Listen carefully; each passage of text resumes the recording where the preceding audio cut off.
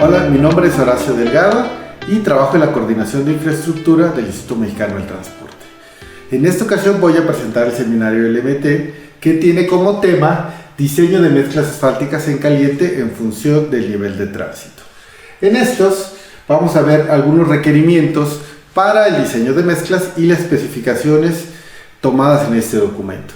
Empezaríamos como referencia diciendo que este es un proyecto que se realizó en el Instituto en 2019 que se realizó a solicitud de la Dirección General de Servicios Técnicos. Antes de empezarlos a describir cuáles serían los requerimientos, debemos empezar con las cosas más básicas y sería describir qué es una mezcla asfáltica. Existen muchas definiciones para saber cuál es una mezcla asfáltica. En ese sentido vamos a tomar la más simple, y la más simple es que es una mezcla de dos materiales. Vamos a tener el material pétreo y el material asfáltico. Cada uno de estos materiales tienen diferentes aplicaciones. El material asfáltico, su función es mantener unidas las partículas y que no existan degradaciones. En función del material pétreo, lo que tiene nos otorga una resistencia de toda la mezcla. ¿Qué quiere decir esto? Dependiendo de la granulometría, yo voy a tener una cierta resistencia, una cierta capacidad del pavimento asfáltico. Si yo tengo un buen material pétreo, voy a tener una buena resistencia en la mezcla asfáltica. Sin embargo, está complementado con el asfalto, que de nada me sirve tener una buena resistencia en el material pétreo si cuando pasa un vehículo se desplaza y crea deformaciones. Entonces interactúan de forma conjunta. Otro punto importante es saber los niveles de volumen.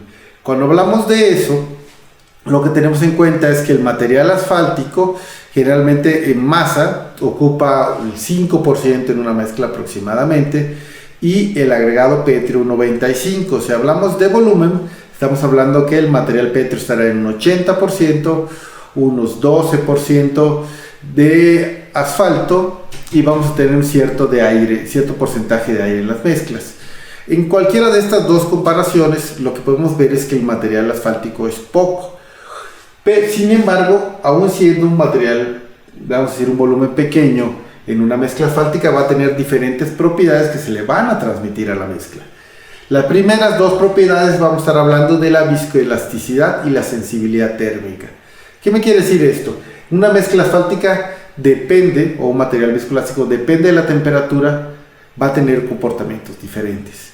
¿Qué significa esto? Por ejemplo, en un asfalto, si está a temperaturas muy frías, que vamos a ver desde un punto de vista teórico, va a ser un sólido elástico. ¿Cuáles son estas? Temperaturas de menos 20, menos 30 grados. El material es rígido, si ustedes le pegan con un cincel, se rompe. Ese es un punto de un extremo del comportamiento. Si se van al otro, van a tener temperaturas de 120, 130 grados y el material es líquido y van a tener una cierta viscosidad. Desde ese punto de vista teórico, vamos a tener un material líquido viscoso, ¿no? Son los dos extremos, llamémoslos teóricos, y un material en operación va a tener parte de esas dos propiedades, porque vamos a estar en temperaturas entre 20 grados, 10 grados, entonces va a tener una parte elástica y una parte viscosa en la cual se va a mantener. Y vamos a tener dos propiedades adicionales, que va a ser la sensibilidad a la velocidad de formación y al tiempo de aplicación de la carga. ¿Qué quiere decir esto? Un material viscoelástico depende de estas propiedades.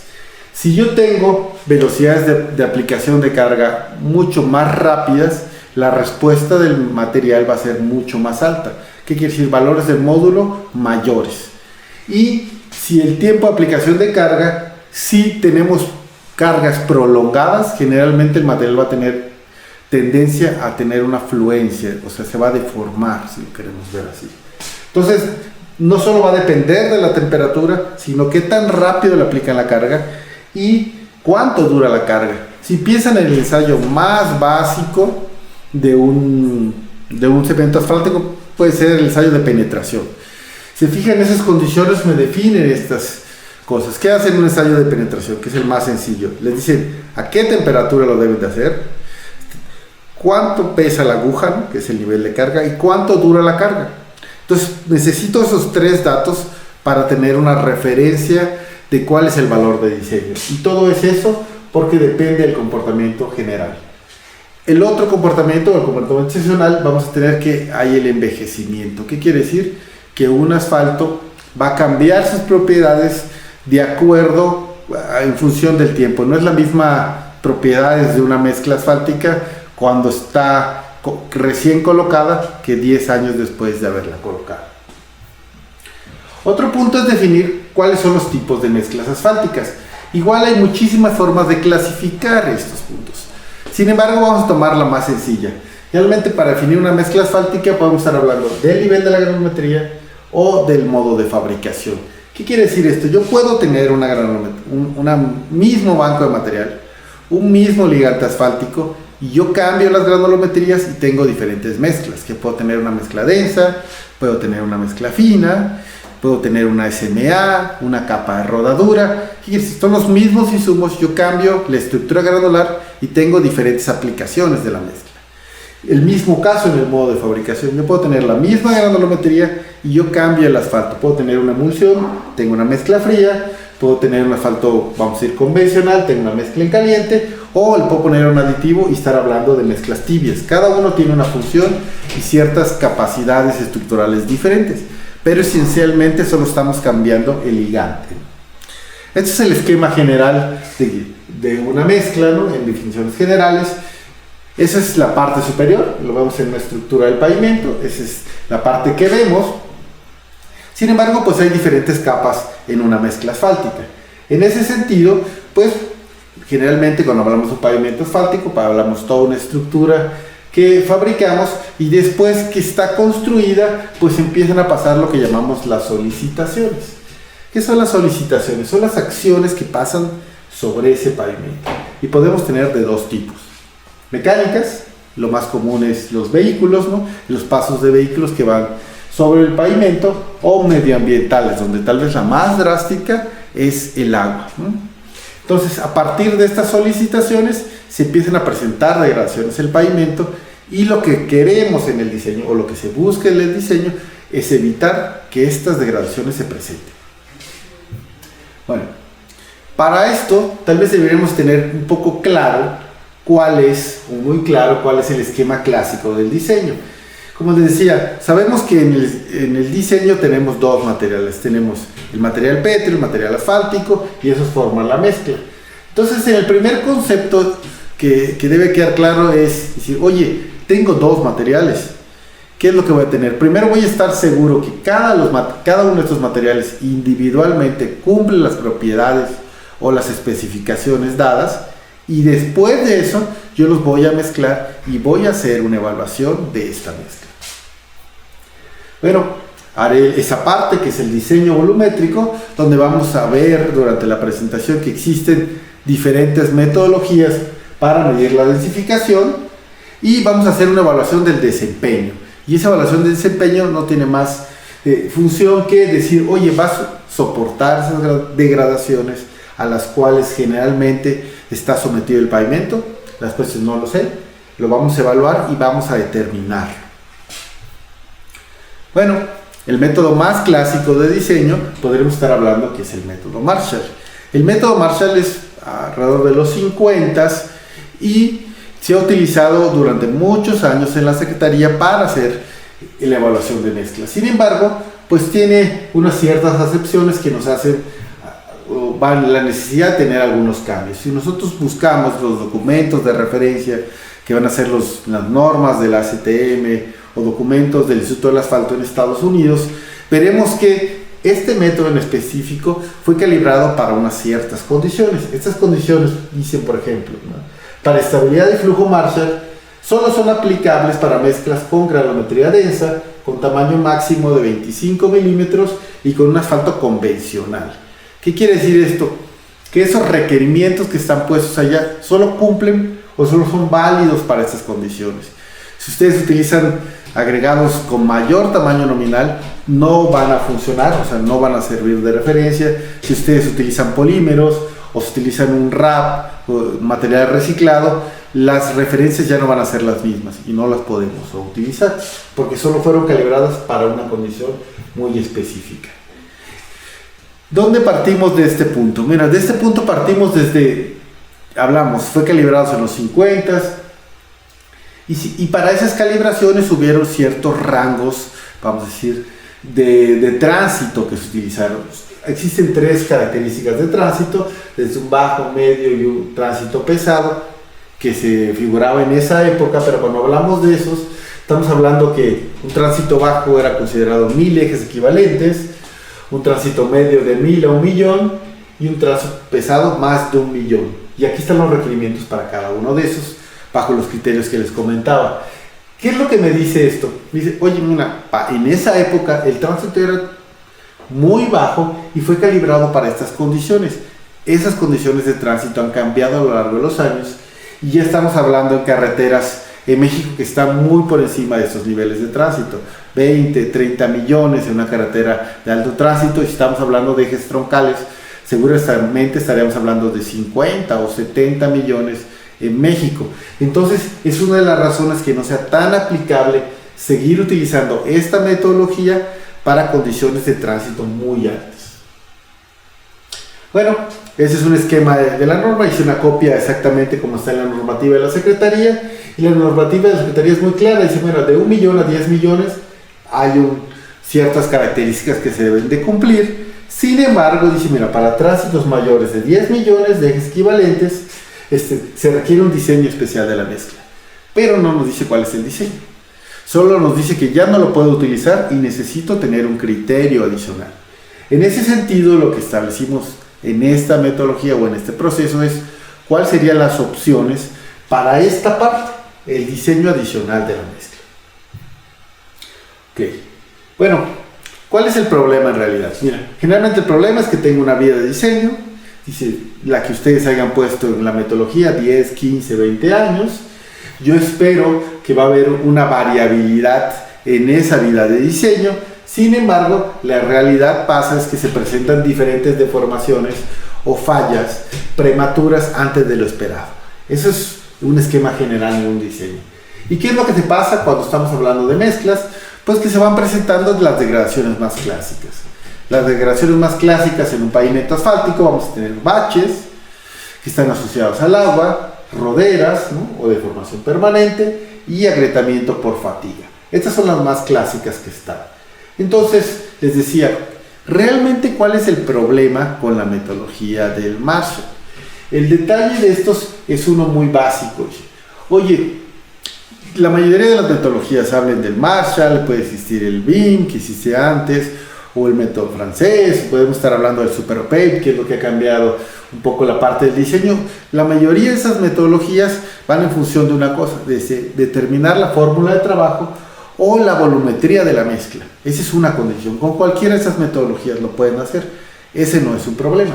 El problema es que una vez que determino esa fórmula de trabajo, yo lo que tengo que tener claro es si va a cumplir las degradaciones que les mencioné. ¿Realmente va a soportar los baches? ¿Va a soportar la rodera? ¿Va a soportar la fatiga? La respuesta es no lo sé. ¿Cómo lo puedo saber? La única forma de saber si esa mezcla va a funcionar es que yo haga una evaluación para esa mezcla y determine en cada una de esas condiciones si me cumplen los requerimientos establecidos. ¿Qué es esta a nivel general? Esto a nivel general es un cambio que ha habido en la forma de diseñar. Digamos, ya no solo estamos pensando en diseñar una mezcla, estamos diseñando un producto.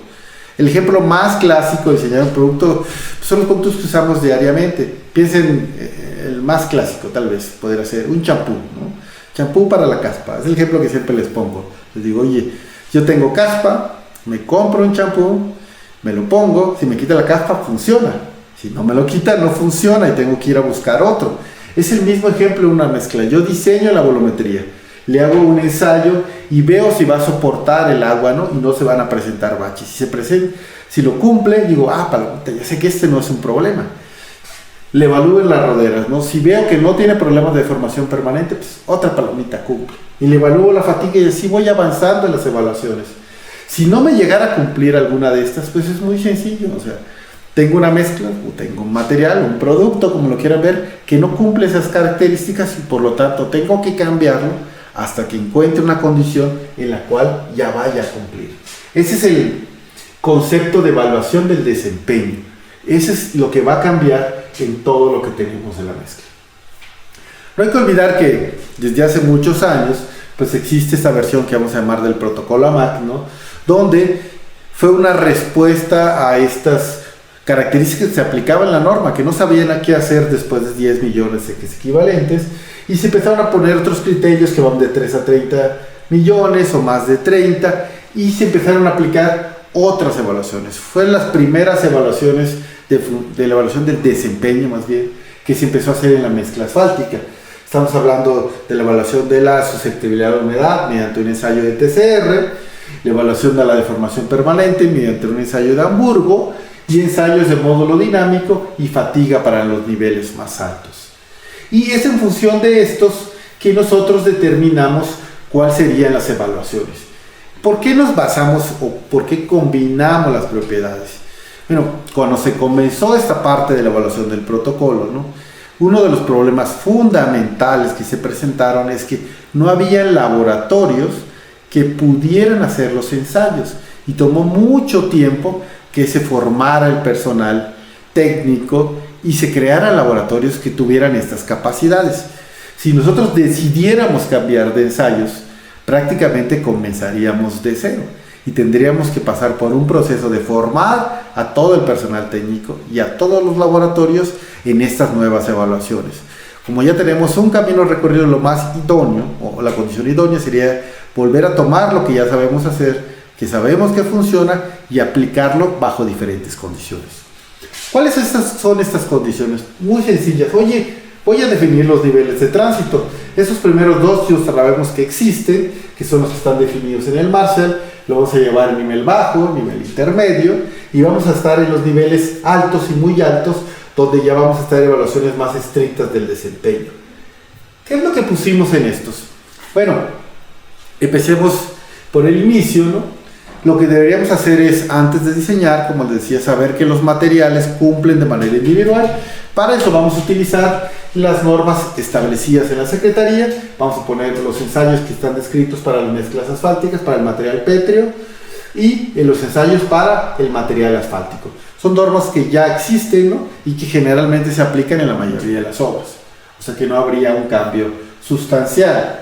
Cuando hablamos del diseño bajo, vamos a estar hablando para tránsitos de menos de 1 millón de equivalentes, y estamos diciendo que vamos a mantener las propiedades volumétricas. Generalmente para eso utilizamos 50 golpes, un porcentaje de vacíos entre 3 y 5%, y vamos a tener un BFA entre 65 y 78. Esta relación no existe en lo que vamos a llamar en el diseño Marshall, es más asociado a un diseño SuperPrep. Sin embargo, como no se necesita realizar ningún ensayo, solo es un cálculo, pues hemos decidido volver a adicionarla en esto, porque nos da una información sobre la manejabilidad que va a tener la mezcla cuando estén colocándola en campo.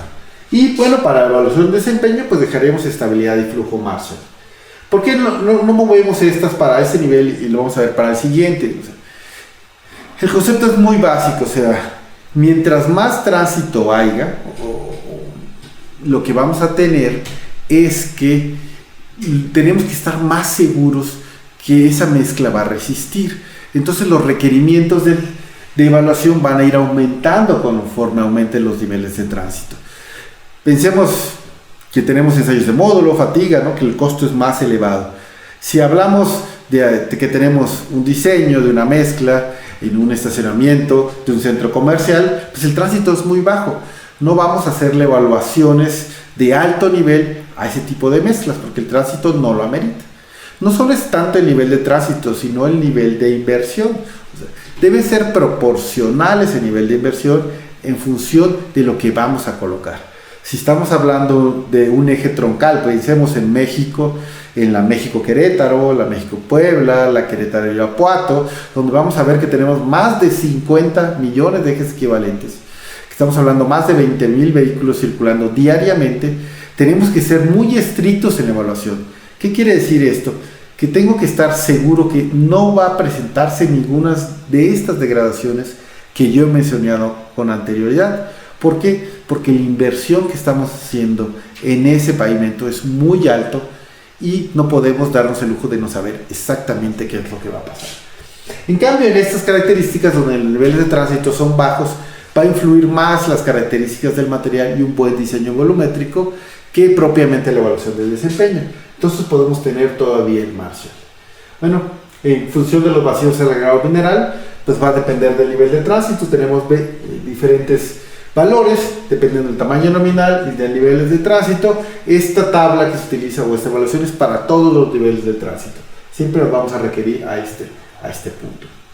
Sin embargo, uno de los problemas que hemos visto en el diseño, unas discrepancias que hemos visto, es la forma de calcular. Entonces, actualmente se utiliza el diseño Marshall, sin embargo, la forma de cálculo no es la más adecuada. ¿Por qué no es? Mira, generalmente toda la parte de la volumetría se basa en dos ensayos. Una es la densidad de la mezcla compacta, o sea, lo pueden ver en un tramo, construyen un pavimento, extraen un núcleo y quieren ver qué tan bien se compactó. Le saca la densidad a esa mezcla compactada, ¿no? O en laboratorio o en campo. Ese es un valor de referencia. Pero ¿cómo saben si la compactaron bien o mal? Necesitan saber el valor máximo. Y para eso existe un ensayo que es la gravedad específica teórica máxima, que ese es el valor de referencia. Entonces, generalmente lo que hacemos es, ¿qué tanto se compactó entre el valor de referencia? Y me da un valor puntual que me dice qué tantos porcentaje de vacíos se tiene. ¿Por qué me referimos al porcentaje de vacíos? Porque generalmente es el parámetro que indica el desempeño. Cuando hablamos de valores de gravedad específicas o densidades, no es un valor de desempeño porque estos van a estar regidos por la densidad del agregado. Sin embargo, los porcentajes de vacíos van regidos en general por el comportamiento de la mezcla. Entonces le decía, existe el método de la SCT, busqué el libro, ¿no? Los famosos libros azules, y dice, mira, oye, el GMM sí lo hacemos, sin embargo el GMM no lo hago, lo estimo. O sea, existen ecuaciones para estimarlo, no es un valor determinado de un ensayo, pero es una estimación, y tengo mi hoja para hacer el cálculo. Recorté un poco la hoja, pero esa es generalmente la que tiene la Secretaría, que pueden encontrar en el libro que menciono a continuación. Cuando lo vemos con los documentos de referencia, porque son los documentos de referencia, se vuelve a hacer un ensayo de GMB y se vuelve a hacer un ensayo de GMM, que ese es el ensayo en mezcla suelta, no es en mezcla compacta, y se evalúan los materiales y se determinan las propiedades volumétricas. En ese sentido les tengo que decir que esa es la referencia. Si ustedes buscan un libro o la normativa del diseño en Estados Unidos, todo está referenciado así, y no solo porque una de las discusiones es, bueno, es a partir de que aparece el Super Pape que cambiamos estos requerimientos, y la respuesta es no.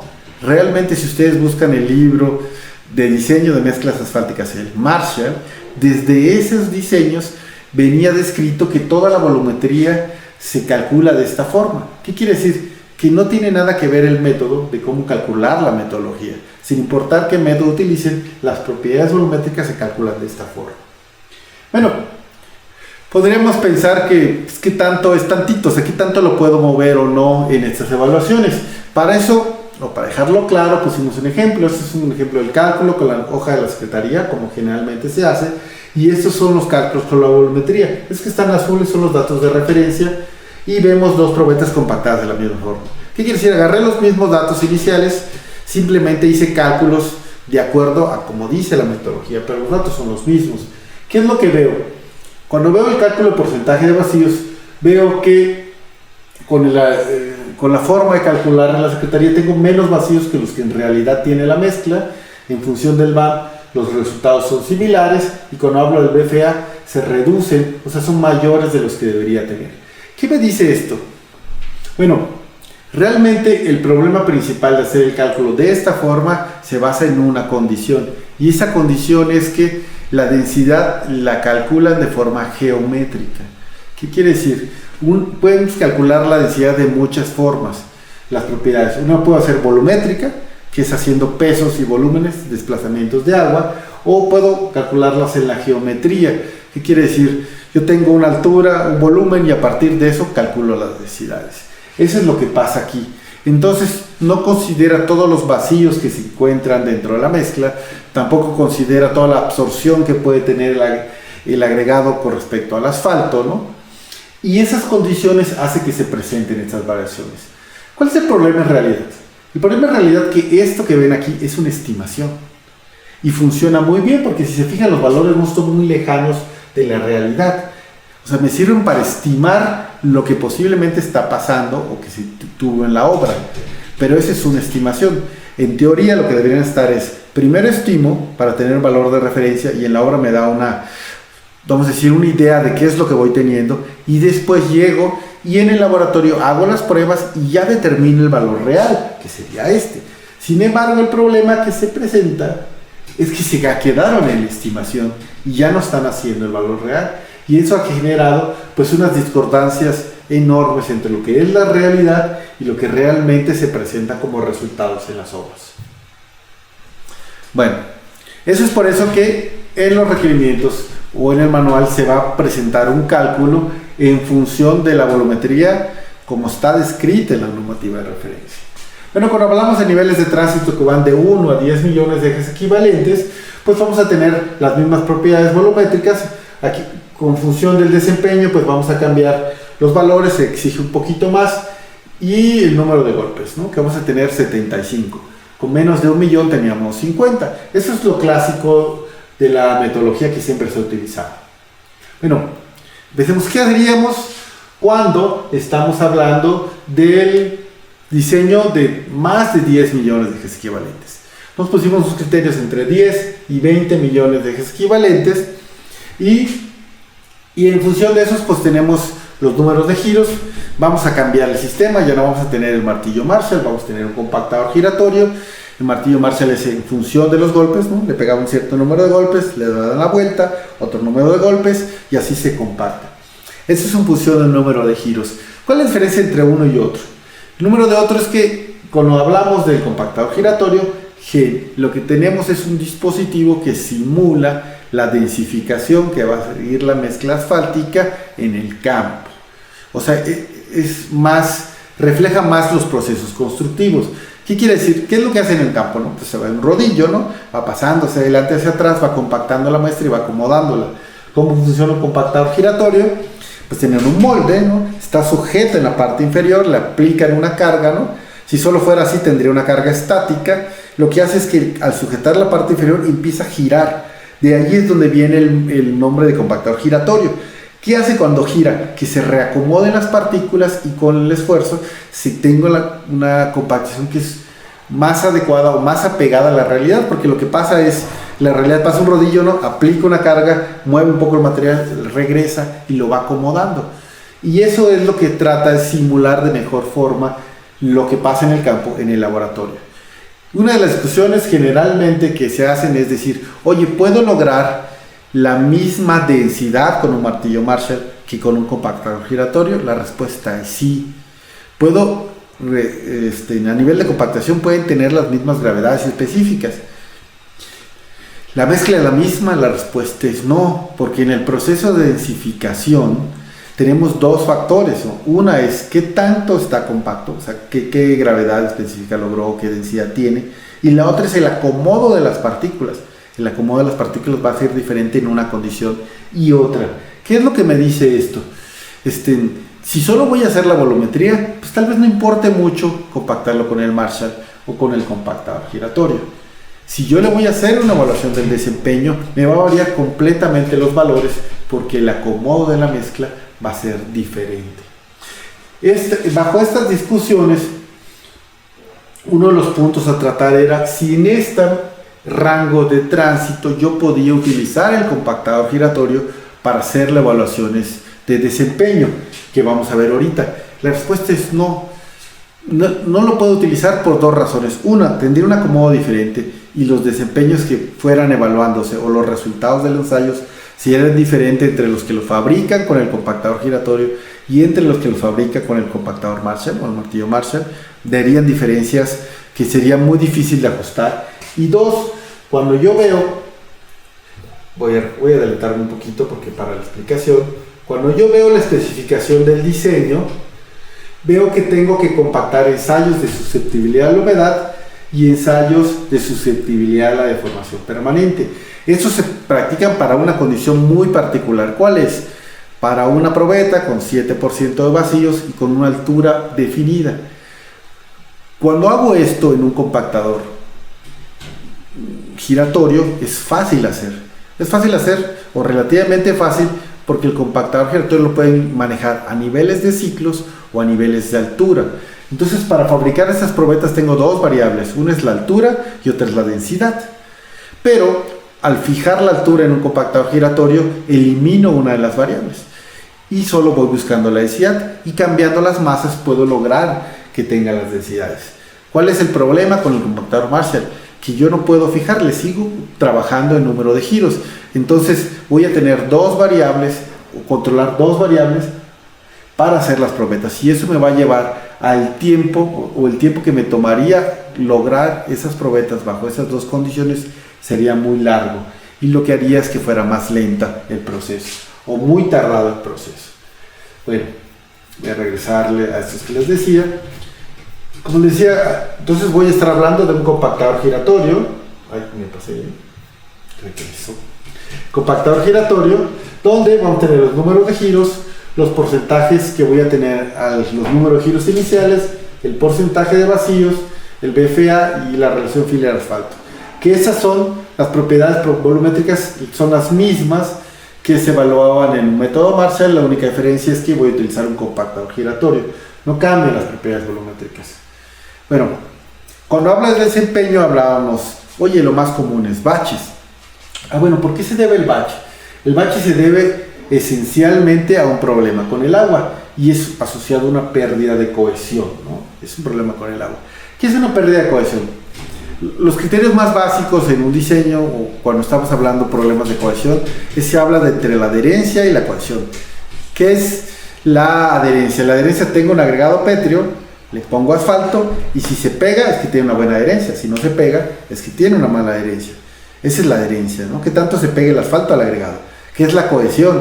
Tengo un agregado, está cubierto de asfalto, tiene buena adherencia, tengo otro agregado, está cubierto de asfalto, los mezclo, empieza la compactación, y con la compactación quedan unidos, queda una pequeña película entre los dos.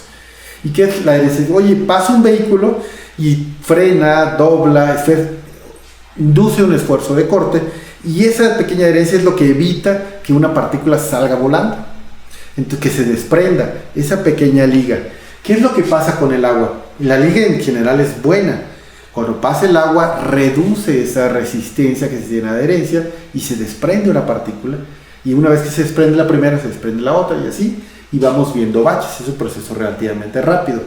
Tengo que estar seguro que esa mezcla que terminé o que establecí no tenga esos problemas de adherencia, porque voy a tener problemas de baches. Para eso existe un ensayo, y eso se evalúa en un ensayo que vamos a llamar ensayos de desempeño. Es un ensayo de desempeño donde el ensayo más clásico en México es el ensayo de susceptibilidad a la humedad, el ensayo de resistencia a la tensión directa. Todos estos ensayos se hacen en condiciones, vamos a decir, que no se asemejan a la realidad. ¿Por qué no asemejan a la realidad? Por una condición muy básica. Yo necesito la respuesta de manera rápida. ¿Qué quiere decir esto? Si yo hago el ensayo en condiciones normales, tardaría mucho tiempo en dar una respuesta, 2 meses, 3 meses. Y en los procesos constructivos o de evaluación, de control de calidad, eso es muchísimo tiempo. Yo necesito una respuesta que sea rápida sobre un fenómeno que se pueda presentar, para ver si esa mezcla va a cumplir todos estos procesos. Por eso son condiciones, vamos a decir, que no son reales, ¿no? ¿Qué quiere decir esto? Nada más, es una relación entre una probeta sin que le hagamos nada, entre una probeta acondicionada. La probeta acondicionada, ¿qué hacen? Agarran, le meten agua, ¿no? Le dicen, ¿para qué le meten agua? Para que tenga el efecto del agua, pero la saturan entre un 80 y más o menos entre 70 y 80% de saturación.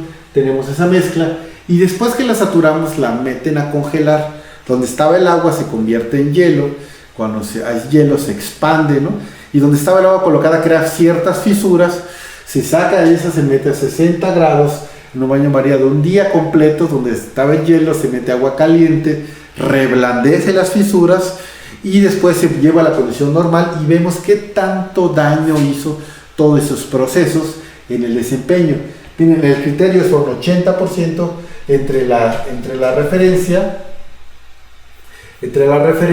y entre la original y la referencia. En ese sentido, regresemos aquí, no debe perder más del 20% de su resistencia. Esa es la condición aquí.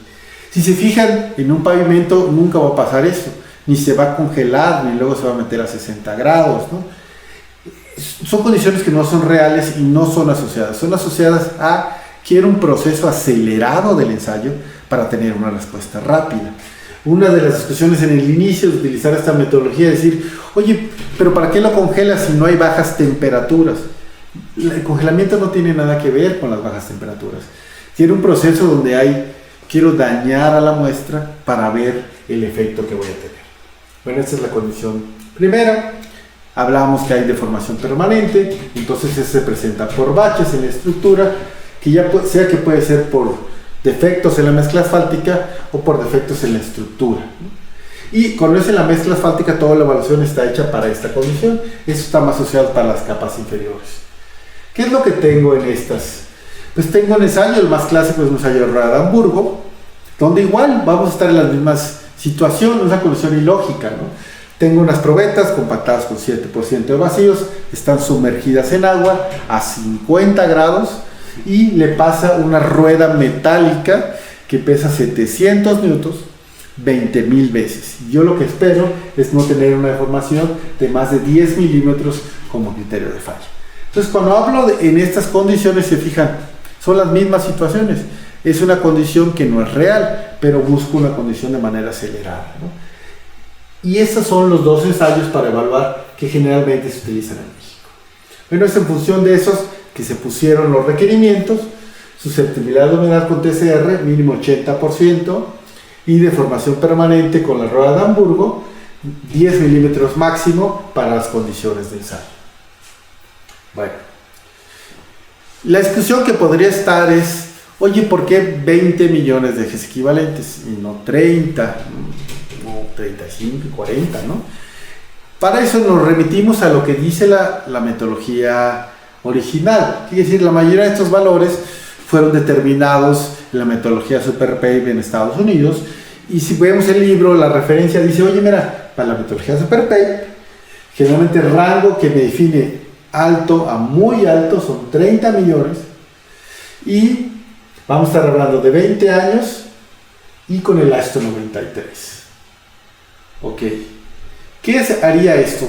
Tendría que evaluarlo en México, ¿no? Para esto hicimos una evaluación. Esto fue realizada por el ingeniero Roberto Hernández aquí en el instituto, ¿no? De 3 corredores troncales, ¿no? El primero es el México Nogales. Aquí están todas las estaciones de pesaje que existen en el tramo. Este es el recorrido. Hicimos el cálculo de ejes equivalentes y lo que tenemos es, miren, que van dependiendo de la estación de pesaje. Podemos ir desde 12 millones de ejes equivalentes hasta casi 50 millones de ejes equivalentes. Cuando hablamos en el otro corredor, México Piedras Negras, ¿no? Que es este es el otro corredor, el eje troncal, ¿no? Tenemos los diferentes estaciones de pesaje y vemos que podemos ir desde 25 millones de ejes equivalentes hasta más de 200 millones de ejes equivalentes. Es una cantidad brutal de tránsito, ¿no? Y el otro eje troncal evaluado es México Ciudad Juárez, ¿no? Aquí está el recorrido, las estaciones de pesaje, y vamos desde 28 hasta 84 millones de ejes equivalentes. Es un rango enorme de lo que se evalúa en México. ¿Qué es lo que dice? De esas 24, en total son 24 estaciones de pesaje, solo 7 estuvieron por debajo de los 30 millones. La verdad es que la metodología, como está puesta en el SuperPave, casa perfectamente para lo que estamos haciendo en México, porque esta fue calculada, como les decía, para 20 años utilizando el método ASTO 93 y se calculó los ejes. La pregunta es, ¿cómo lo calculamos en México? Porque no está tan claro. Para eso empecé a buscar qué es lo que dicen las normativas, o sea, para cada uno. Este es, por ejemplo, el ensayo de materiales pétreos, la especificación de materiales pétreos. Y cuando vemos en esta, me dice, oye, mira, si vamos a utilizar ejes equivalentes, vamos a tener un periodo mínimo de 10 años, pero no me dice con qué método, si es con el ASTO, con el UNAM, ¿no? Aquí es un valor. Si veo la norma de asfaltos, ¿no? La nueva, ¿no? La de 2018, me dice, oye, sí, vamos a volver a utilizar ejes equivalentes, igual nunca va a ser menos de 10 años, y aquí me dice el método UNAM. En el estudio que se hizo en esta, de los ejes troncales, se observó que calcularlo con la UNAM o calcularlo con el método AASHTO había una diferencia de 30%, que es muy importante. ¿Cuál es el otro punto? Una cosa es decir más de 10, pero los valores de años, o sea, el número de años del cálculo va a influir enteramente en el resultado. No es lo mismo tener 10, 15 o 20 años. Los valores van a ser muy diferentes, equivalentes, para definir el umbral, ¿no? Si fuéramos a la tercera, que es calidad de mezclas asfálticas, aquí me dice otra vez, vamos a utilizar ejes equivalentes, y aquí me dice, no me dice ni cuántos años, ni me dice qué método voy a utilizar. Entonces, no está claro realmente lo que se debe utilizar en estos valores, y eso va a definir el umbral del alto tránsito. Para nosotros hicimos el cálculo con el método de la ingeniería del UNAM, o esta definición de 20 millones equivalentes, ¿no? Hasta nos decía, mira, entre el UNAM y el AASHTO, 30% de diferencia. Entonces hay que tener cuidado especial en estas. Nosotros para nuestro cálculo lo hicimos con ejes equivalentes, considerando 15 años y utilizando el método UNAM.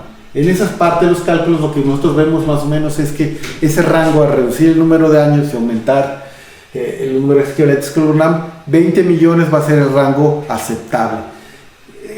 En esta, nuestra conclusión es que es relativo, ¿no? Porque al final lo que necesitamos es cuál es la definición de la forma de cálculo, ¿no? En número de años y metodología, y podríamos adecuar esto de acuerdo a lo que está. Ese no es un problema, ¿no?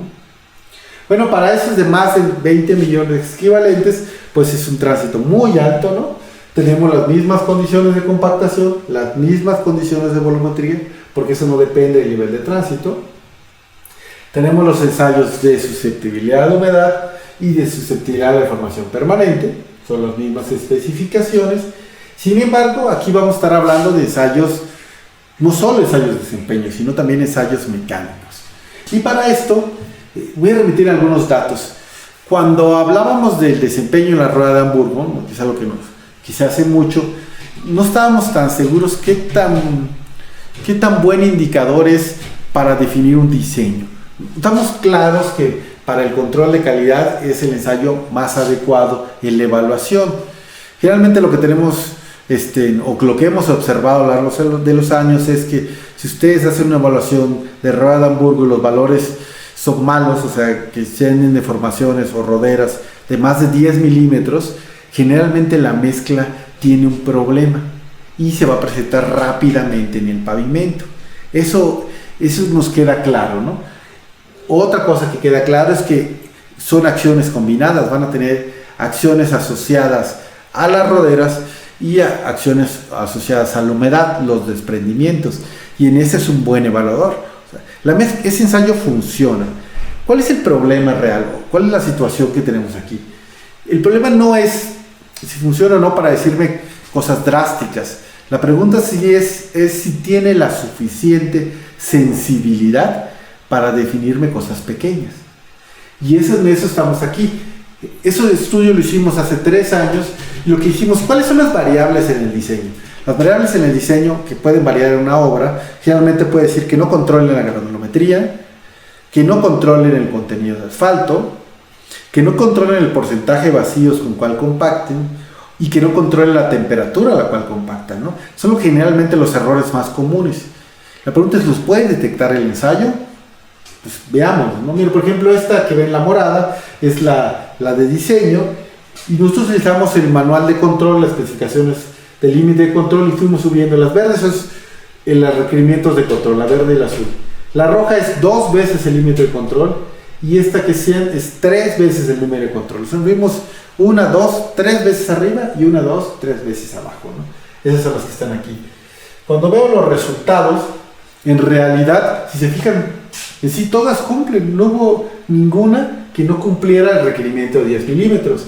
Y realmente la única que tuvo un problema, pues aquí tenemos un cambio de pendiente, que es otro de los criterios. Generalmente para ver un cambio de pendiente, aun y cuando la mezcla cumpla, la mezcla tiene un problema. Esa es la granulometría superior, ¿no? 2 veces en la especificación superior. ¿Qué es esta evaluación?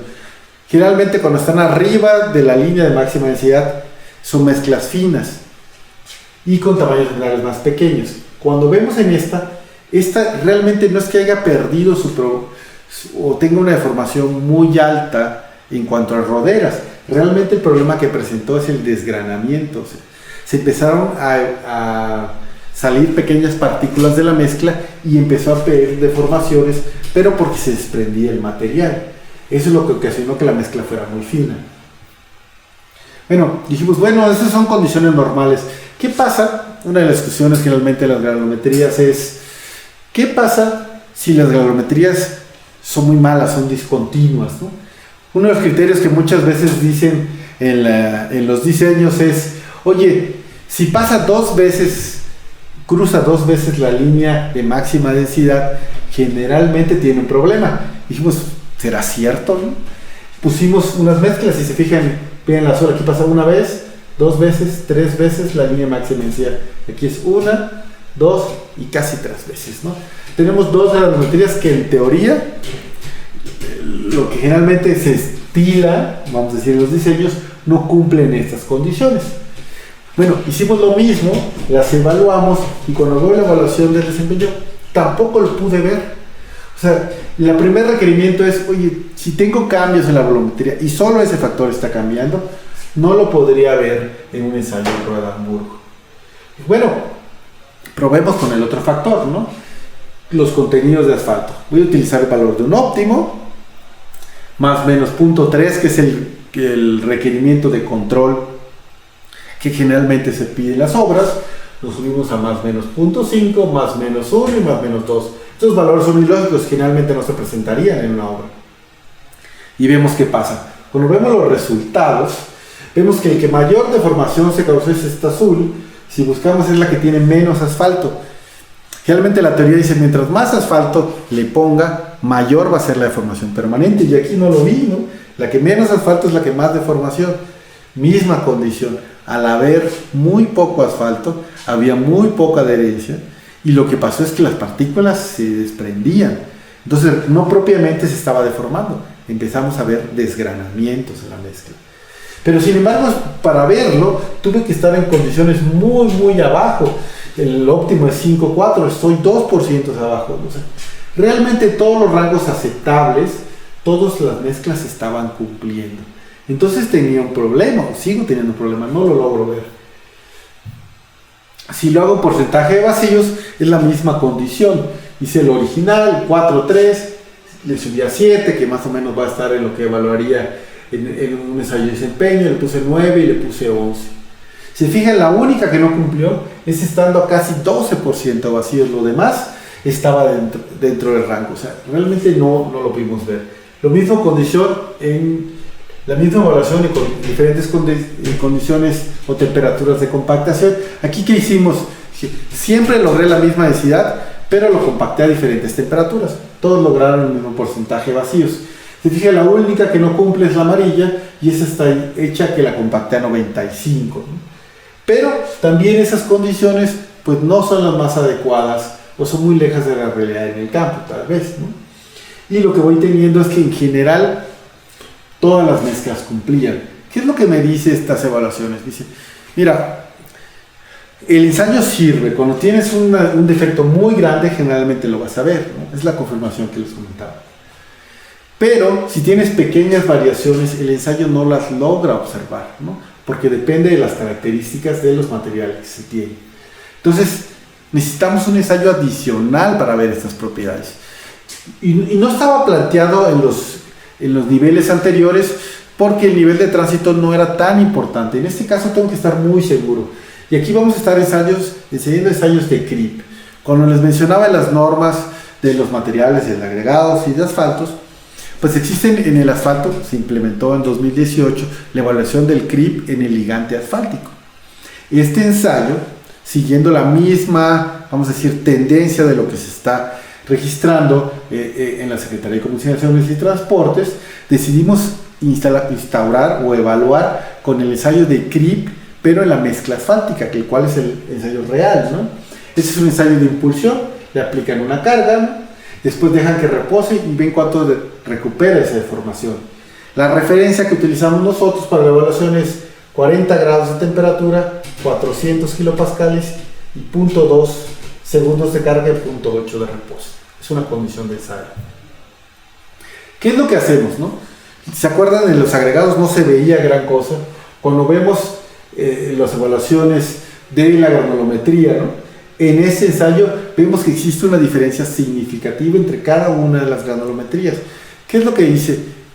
Finalmente estoy observando que hay unas diferencias de haber cambiado esa granulometría en el desempeño que voy a tener de la mezcla a deformación permanente. Esta es cuestión de la granulometría. Cuando lo vemos en contenidos de asfalto, podemos ver que ya 6.4 no se veía nada en la mezcla y aquí vemos que es una deformación enorme. Ya las tendencias son más de acuerdo a lo que se encuentra en la bibliografía de los materiales y evidentemente hay una diferencia significativa cuando vayan cambiando el contenido de asfalto. Finalmente lo puedo ver, es algo que no estaba viendo en los ensayos de rueda de Hamburgo. Y en el último, en los porcentajes de vacíos, vean las diferencias igual que se presentan. Y nuevamente las pudimos observar con este ensayo y no en la rueda de Hamburgo. ¿Cuál es la conclusión de estos? Mira, son dos ensayos y en sí son complementarios, porque si se fijan, por en estos, si me regresaron algunos, como son los contenidos de asfalto, teniendo poco asfalto, no me presentaba una deformación mayor. ¿Qué quiere decir? Este ensayo no me podía ver el desgranamiento, porque esta no está en condición saturada. Entonces necesito también del ensayo de rueda de Hamburgo para hacer la evaluación. Y en ese sentido, no se está eliminando el ensayo de rueda de Hamburgo, se mantiene porque es útil tanto para el diseño como para el control, pero necesito poner un ensayo adicional para estar seguros de las propiedades del desempeño. Porque ya cuando estemos hablando de estas mezclas vamos a estar jugando en diferentes productos o diferentes evaluaciones de características de materiales o de mezclas de polímeros y necesito saber que esa nueva evaluación o esa nueva metodología que utilice para el diseño en cuestión de materiales va a poder ser detectada en el ensayo y no se pierda utilizando el ensayo. ¿Por qué lo pusimos antes? Porque pues al final sería instaurar un ensayo mecánico que va a aumentar el costo. Pero para estas evaluaciones ya es común, para más de 20 o 30 millones de ejes equivalentes, estar haciendo ensayos de módulo dinámico y ensayos de fatiga. ¿Qué quiere decir? Este ensayo de creep repetido se utiliza en la misma máquina, prácticamente con los mismos dispositivos, o sea que no tendrían los laboratorios que hacer una inversión para hacer estas evaluaciones, porque cualquiera que haga módulo de fatiga ya tiene, vamos a decir, todos los requerimientos de equipo para hacer estos ensayos. ¿Cuál es el otro ensayo mecánico? El otro ensayo mecánico es el módulo dinámico, que me determina pues, un poco lo que hace los ensayos en el asfalto. Cuando conocen los ensayos en el aerómetro, evalúa las propiedades viscoelásticas lineales del asfalto. Esa es la misma condición en una mezcla. Va a determinar las propiedades viscoelásticas lineales de la mezcla asfáltica. Entonces, esa es la evaluación.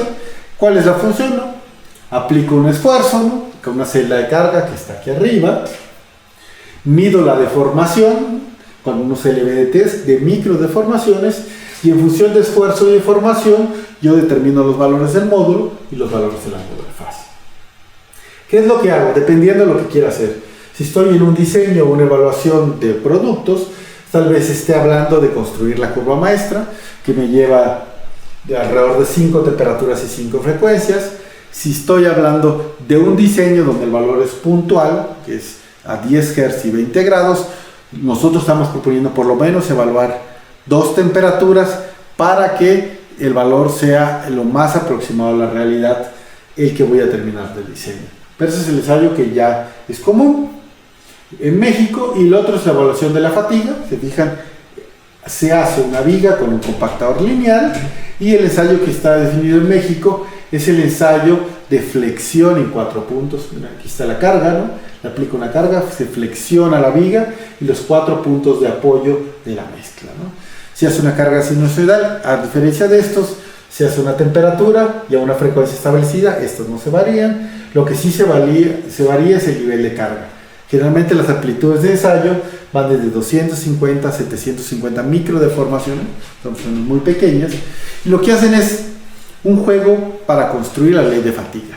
Es decir, generalmente en una mezcla, llamémosle convencional, ¿no?, los rangos de evaluación van a estar entre los 500 y tal vez 700 microdeformaciones, ¿no? Empecemos en una de alto tránsito, con asfalto modificado, agarro, le pongo 700 microdeformaciones, le aplico aplicar la carga, va avanzando y voy a inventar valor. 10,000 repeticiones, falla. Ahora le bajo, ahora le pongo 600, hago el ensayo y me va a decir, mira, con 600 soporta 100,000, ¿no? Luego lo hago con 500 y ahora soporta 1,000,000, ¿no? Por decir valores de referencia, no son propiamente los que se van a encontrar en una mezcla, solo es para tener un parámetro. Entonces tengo para cada nivel de esfuerzo un nivel de repetición de carga permitible, y con eso trazo una gráfica y determino la ley de fatiga y el valor de referencia. ¿Cuáles son los puntos importantes a tener en cuenta en estos ensayos mecánicos? Bueno, como podrán ver en esta tabla, pues tenemos los requerimientos para cada uno de los ensayos mecánicos propuestos. Para el CRIP mezclas asfálticas, pues va a ser los requerimientos de formación permanente, para los valores del módulo y para los valores de fatiga, como les decía, en ensayo de flexión en 4 puntos, ¿no? Para cada uno de estos están puestos unos requerimientos mínimos. Estos son los que nos van a definir los valores en el diseño. ¿Cuál es el punto importante que se debe tomar en cuenta en estas condiciones? Lo mismo que cuando hacemos la parte del diseño de la estructura. Una cosa son los valores mínimos, que son los puntos, vamos a decir, de partida en el diseño, y los otros que vamos a tener en el control. ¿A qué me refiero a estos? Cuando hablamos del diseño del módulo, tenemos un valor mínimo, o sea, vamos a hacer una mezcla de materiales, vamos a tener la mezcla asfáltica y evaluaremos cuál es el valor del módulo. En este caso pediríamos mínimo 5,000. Ese es el diseño. Generalmente vamos a tener, es muy probable que tengamos valores superiores y podamos tener 7,000, 8,000, ¿no? Una vez que fijo el valor de referencia, que serían los 8,000, realmente le voy a permitir variar un cierto rango con respecto, pues vamos a decir, a toda la variabilidad que van a tener durante el proceso constructivo. Pero para esta parte del control se van a definir cuáles son los criterios estadísticos para poder definir cuál sería la variación permitida. Lo que no se puede permitir es que si ustedes hacen un diseño y tienen valores que están en el rango de 8,000, cuando hagan la evaluación en el control de calidad, vuelvan a pedirle los requerimientos como mínimo 5,000, porque allí lo que estarían haciendo es que estarían permitiendo que existan muchas deficiencias durante el procedimiento constructivo, y eso hace propiamente que hayan algunos errores, ¿no? O sea, estaríamos absorbiendo todos los errores y no los estaremos viendo durante la evaluación de estos ensayos. En ese caso no tendría mucho sentido hacerlos, porque si le permitimos una variación muy grande, pues ya no estamos controlando de manera adecuada los valores de requerimiento. Y eso es para cada una de las condiciones, para el valor del módulo, para el valor de fatiga, vamos a tener unos criterios estadísticos ya en la parte del control, ¿no? Como pueden ver, en esta última evaluación para niveles de tránsito de más de 20 millones de ejes equivalentes, nosotros ya vemos una evaluación mucho más estricta. Como les mostramos en las diapositivas anteriores, estamos hablando de los ejes troncales, de las carreteras más importantes en México. Tengo que tener un compactador giratorio, tengo que cumplir unas propiedades volumétricas, le voy a hacer evaluaciones de desempeño como TCR y Hamburgo, y aparte le voy a hacer evaluaciones mecánicas, que son las que hacemos aquí. Es una evaluación completa para estar, vamos a ser seguros que esa mezcla va a cumplir los requerimientos para los cuales va a estar colocada, ¿no? Bueno, este es el final de la presentación. Les agradecemos su tiempo, que hayan estado aquí con nosotros, y nos pedimos y hasta la próxima.